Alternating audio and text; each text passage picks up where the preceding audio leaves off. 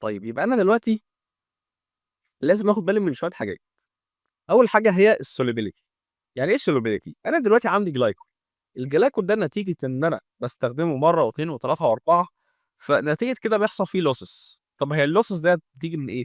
أول حاجة هي الsolubility. بيقول لك أول حاجة إن في الأول وفي الآخر الجلايكول ده هو عبارة عن هيدروكربون، فكده في نسبة منه بتبدأ إنها تدوب في الliquid هيدروكربون وتطلع معاها. يعني الكوندنسات نفسه اللي أنا باطلّعه ده بيطلع معاه شوية جلايكول. هل أنت تقدر إن أنت تمنع الموضوع ده؟ لأ. لأ ليه؟ لإن كده في شوية من الجلايكول بيدوبوا جوّه الكوندنسات، فأنت خلاص كده إيه، مش هتقدر إن أنت تمنع المشكلة دي إنها تحصل. ماشي. طيب هتيجي تقول لي طب أنا بدل ما باستخدم diethylene أو triethylene glycol أستخدم monoethylene glycol. ماشي، ما هو أنت برضه حتى لو استخدمت monoethylene glycol في برضه نسبة منه هتبدأ برضه إنها تدوب في الliquid hydrocarbon. يعني بمعنى آخر إن الmonoethylene glycol هو أقلهم solubility في الliquid hydrocarbon. فهو هنا بيقول لك تقريبًا من 3/10 ل3 جالون من الجلايكول بيدوب في كل 1000 برميل من الliquid hydrocarbon. ماشي. يعني كل 1000 برميل من الكوندنسيت أنت بتنتجه بيطلع معاه تقريبًا 3 جالون أو من 3/10 ل3 جالون من الجلايكول. الحاجة اللي بعد كده إن ممكن يحصل losses في الجلايكول نتيجة إن أنا بيكون كده عندي leakage في السيستم. يعني في مثلًا فلانشاية بتسرّب، ماسورة مثلًا مخرومة بتطلّع جلايكول، بتسرّب الكلام ده كله. الحاجة اللي بعد كده هي الcarry over نتيجة إن أنا باسخّن الliquid بتاعي في الreboiler وبعد كده بابدأ إن أنا أفصل منه الغاز. ممكن الغاز ده وهو طالع ياخد معاه شوية traces كده من الجلايكول. الحاجة اللي بعد كده اللي هي برضه شبيهة ليها هي الvaporization نتيجة إن أنا باستخدم regeneration package اللي إحنا قُلنا عليها، اللي هي بتكون هنا دي. فنتيجة كده أنا عندي water vapor بيطلع. طب هل أنا متأكد بنسبة 100% إن اللي بيطلع ده water vapor بس؟ أكيد طبعًا لأ. ممكن يكون في نسبة من الجلايكول بتبدأ إنها تطلع مع المَيّة، ففي الحالة دي برضه أنا باعمل losses للجلايكول إن أنا باستخدمه. فعشان كده مضطر من وقت لآخر إن أنا أعمل make up أو أبدأ إن أنا أزوّد pure جلايكول في السيستم بتاعي. طيب هو هنا بيبدأ إن هو يتكلم على الnozzle selection والplacement. يعني إيه الكلام ده؟ أنا دلوقتي بيكون عندي ده الخط بتاع الغاز بتاعي، وعندي هنا خط للجلايكول. عندي هنا الجلايكول. ماشي. ده الجلايكول إن أنا باستخدمه وده الغاز. طيب هل من المنطقي إن أنا أخلّي الماسورتين كده يتقابلوا مع بعض، فأنا كده أقدر أقول إن حصل mixing ما بين الغاز والجلايكول؟ أنا كده ما اتأكدتش بنسبة 100% إن كل خط من الخطوط بتاعة الغاز أو كل جزيء من جزيئات الغاز هو شاف كمية من الجلايكول. أنا ما مكّستهمش كويس، فعشان كده أنا مضطر إن أنا أستخدم الnozzle دي. الnozzle ديّة هي عبارة عن رشاش بيقدر إن هو يوزّع بشكل متساوي الجلايكول في السيستم بتاعي. زي ما إحنا قُلنا قبل كده برضه في حالة الميثانول، أنا برضه باستخدم الnozzle اللي موجودة هنا دي. طبعًا الselection بتاع الnozzle هو حاجة critical جدًا ومحتاجة calculation معيّنة. طبعًا calculation بناءً على الحجم بتاع الخط اللي أنا باستخدمه والflow rate بتاع الغاز والflow rate بتاع الجلايكول نفسه وكمية المَيّة وحاجات كتيرة جدًا. فالinjection rate نفسه بيختلف طبعًا على حسب الflow rate اللي أنا بانتج بيه، على حسب الpressure، على حسب الtemperature. طبعًا بيفرق معايا في الnozzle design بتاعي. كذلك طبعًا بيقول لك إن الglycol low vapor pressure بيخلّي الnozzle design critical أكتر من الميثانول. يعني إيه الكلام ده؟ أنا كده عندي الميثانول هو أقرب إن هو يكون غاز. هو كده أصلًا الميثانول بيطير. فعشان كده حتى لو أنا حقنته في الغاز فهو كده هيمشي مع الغاز وهيتوزع فيه بالتساوي. هيتوزع بالتساوي يعني تقدر تقول فيه يعني equally distribution في السيستم بتاعي.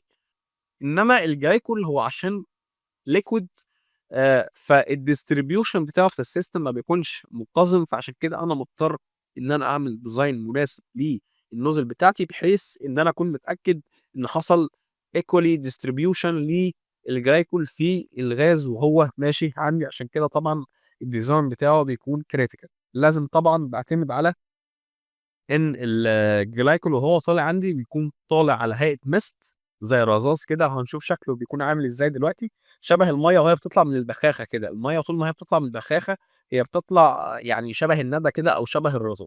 ماشي. ده طبعًا بيعمل distribution كويس للجلايكول في الغاز بتاعه.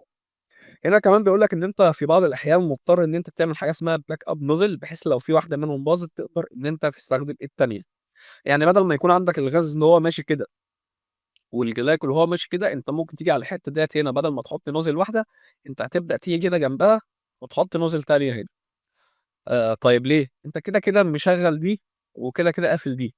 طب أنت دلوقتي مثلًا حصل عندك مشكلة ومحتاج إن أنت تصلّح دي، حصل فيها مشكلة فأنت محتاج إنك تصلّحها، فديّة اللي هي كانت واقفة هتبدأ إن أنت تشغّلها، ودي اللي هي كانت شغّالة هتبدأ إن أنت توقّفها، هتبدأ إنها تشيلها من السيستم وبعد كده هتبدأ إن أنت تصلّحها وترجّعها تاني، لإن طبعًا الموضوع ده بيكون critical فالمفروض يكون في redundancy أو حاجة ليها بديلة ليها بحيث لو حصل فيها أي مشكلة فالبديل بتاعها يبدأ إن هو يشتغل.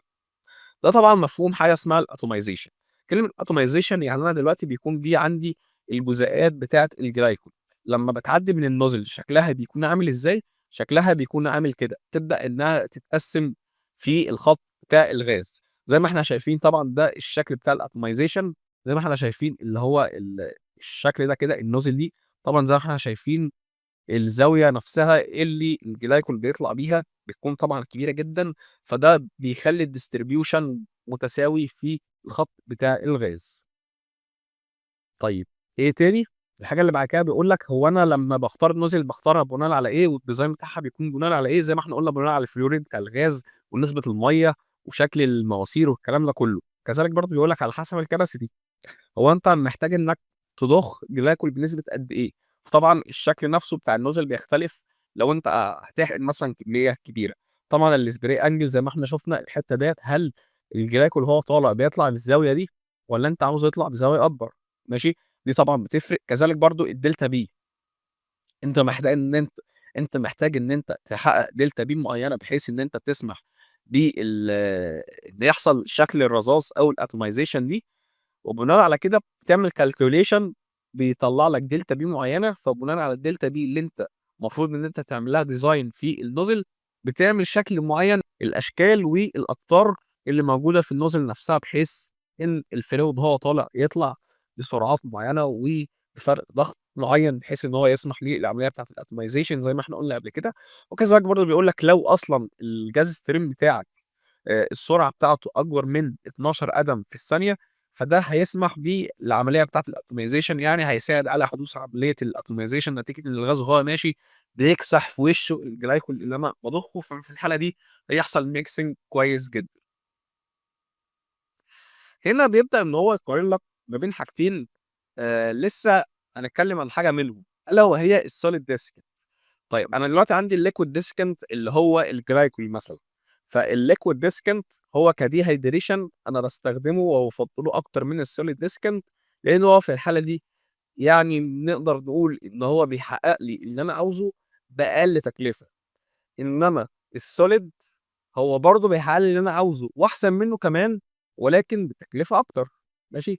طب هتيجي تقول لي طالما هو بيحقق لي أحسن من اللي أنا باعمله، طب ليه ما استخدموش؟ ما هو كويس وبتاع، ما هو تكلفته كبيرة وفي نفس الوقت هو بيقلل لي الwater content بشكل كبير جدًا وأنا مش محتاج لكده أصلًا.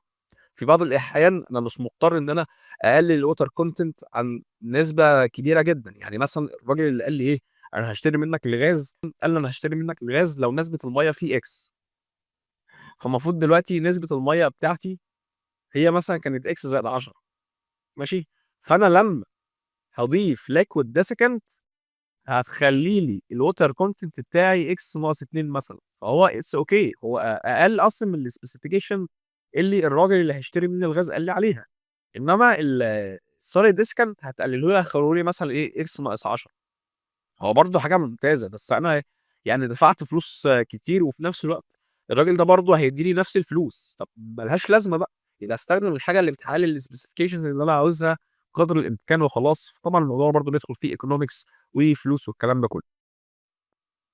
الحاجة اللي بعد كده هو إن أنا دلوقتي لمّا باستخدم الliquid desiccant ده بيقول لك أكتر حاجة بيتعمل لها operation وmaintenance يعني أكتر حاجة بيتم استخدامها تمام، وكمان بيقول لك إن أنت ممكن تعمل لها automation بشكل كويس جدًا، حتى لو أنت حاططها على مسافات بعيدة، فأنت ممكن إن أنت تشغّلها من مسافات بعيدة جدًا ماشي، يعني ممكن يكون عندك الآبار هنا مثلًا وأنت واقف هنا تقدر إن أنت تتحكم في الحتت ديّة كلّها عن طريق الliquid desiccant اللي موجود هنا في المنطقة دي ماشي، وأنت واقف هنا عادي فتقدر تعمل العملية automation remote control بدون أي مشكلة. طيب كذلك برضه بيقول لك إن الliquid desiccant بتقدر إنها تهندل الsour gases اللي هي الجاز اللي فيها H2S وCO2 ولكن أنت محتاج إن أنت تعرف الsolubility بتاعة الacid gas في الdesiccant نفسه، يعني أنت ممكن تستخدم glycol عشان تشيل المَيّة من الsour gas تكتشف إن الsolid desiccant اللي هو الglycol اللي أنت استخدمته بيدوّب مثلًا H2S فيه، فأنت محتاج إنك تكون عارف تستخدم أنهي نوع من أنواع الglycol اللي بيتناسب مع طبيعة الCO2 أو الH2S اللي موجودين في الغاز، ماشي؟ الحاجة اللي بعد كده هو بيقول لك إن الsolid desiccant بيُفضّل لو أنت عاوز تنزل بالdew point بشكل كبير جدًا زي ما إحنا قُلنا قبل كده، الsolid desiccant بيجفّف الغاز بشكل كبير جدًا، ولكن هو أغلى. بس أنت في بعض الapplication أنت مضطر إن أنت تقلل الdew point بتاعة الغاز بشكل كبير جدًا، لإن أنت بعد كده هتعمل liquefaction للغاز، فأنت يعني محتاج إن أنت تبقى متأكد إن الغاز دوّة ما فيهوش أصلًا مَيّة، فعشان كده في الapplication اللي فيها liquid recovery اللي هو أنت هتعمل LPG liquefied petroleum gas أو هتبدأ إن أنت تعمل إسالة للغاز، أنت محتاج تكون متأكد إن ما فيش مَيّة موجودة في الغاز، وده بيتم عن طريق إن أنا باقلل الdew point بشكل جامد، واللي هتقدر إنها تعمل لي كده هي الsolid desiccant. ففي الحالة ديّة هتكون applicable و economic إن أنا أستخدم الsolid desiccant في الحالة دي.